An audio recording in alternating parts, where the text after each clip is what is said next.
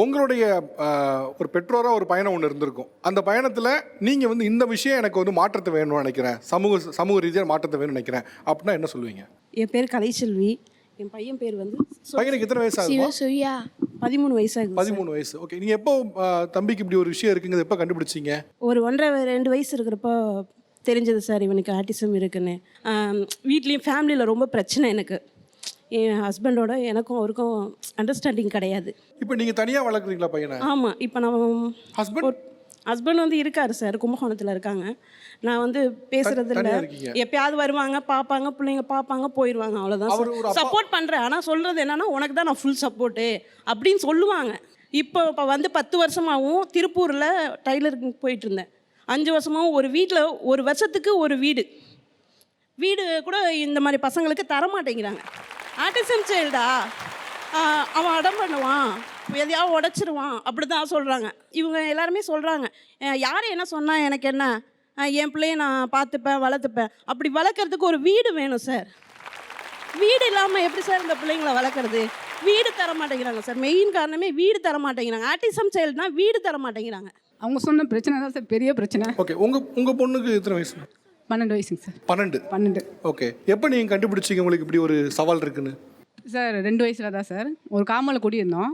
அப்போ வந்து என்ன எல்லா குழந்தையும் வந்து தவழ்கிறாங்க, இது பண்ணுறாங்க, அப்புறம் உங்கள் குழந்தை மட்டும் கொஞ்சம் டிஃப்ரெண்ட்டாக இருக்கே அப்படின்னு ஒரு 2.5-3 வயசில் தான் சார் நாங்கள் கண்டுபிடிச்சே கூப்பிட்டு போனோம். இந்த மாதிரிம்மா நீங்கள் ஆர்டிசமாக இருக்குது, ஒன்று இது பண்ண மாதிரி கோச்சிங் விடுங்க அப்படின்னாங்க. நான் சிங்கிள் தான் சார், ஹஸ்பண்ட் இல்லை. ஹஸ்பண்ட் என்ன? அவர் ஏற்கனவே பையன் தான் எதிர்பார்த்தாங்க. இப்போ பொண்ணாக பிறந்திருக்கனால யாரும் இப்படி இருக்கனால விட்டுட்டே போயிட்டாங்க சார். விட்டுட்டு போயிட்டாங்க. இப்போ ஹாஸ்பிட்டல்லேருந்து எங்கே போகிறா இருந்தாலும் நான் தான் சார் தூக்கி கூப்பிட்டு போகணும். இது வரைக்கும் என் மாமியா என் பிள்ளை மூஞ்ச கூட பார்த்ததில்லை சார் இன்ன வரைக்கும். இப்போ இவங்களுக்கான பராமரிப்பு செலவு எல்லாத்தையும் நீங்கள் தான் பார்த்துக்கிறீங்க? ஒரே ஆள் தான் சார் பார்த்துட்டு இருக்கேன். வீட்டுக்காரங்க கொஞ்சம் சும்மா இருந்தாலும் பக்கத்து வீட்டுக்காங்க, உன் பிள்ளை சவுண்டு விட்றா, எங்களால் தூங்க முடியல, கர்மம் எப்போ பார்த்து சவுண்டு விட்டுட்டே இருக்கு அப்படின்னு காது கூட பேசும்போது ஒரு ஆள் சொல்ல ஆரம்பித்து கடைசியாக அந்த தெருவே சொல்லி ரொம்ப கஷ்டமாக சரின்னு சொல்லி கொஞ்சம் ஹோமில் விட்டேன் சார். அம்மாவுக்கு உடம்பு சரியில்லை, எனக்கு ஃபினான்ஷியலாக நான் தான் பார்க்குறதுனால ஹோமில் விட்டுருந்தேன் சார். எனக்கு அப்புறம் குழந்தைய பார்த்துக்கணுன்னா எனக்கு இல்லை சார். இந்த குழந்தைய நைட்டு தூங்கும் போது வரும் சார், நம்ம கருப்பை இந்த குழந்தை என்ன பண்ண முடியும், எப்படி பார்த்து முடியும் அப்படின்னு அந்த நைட்டு தூங்கும் போது வந்துட்டு போகும் சார்.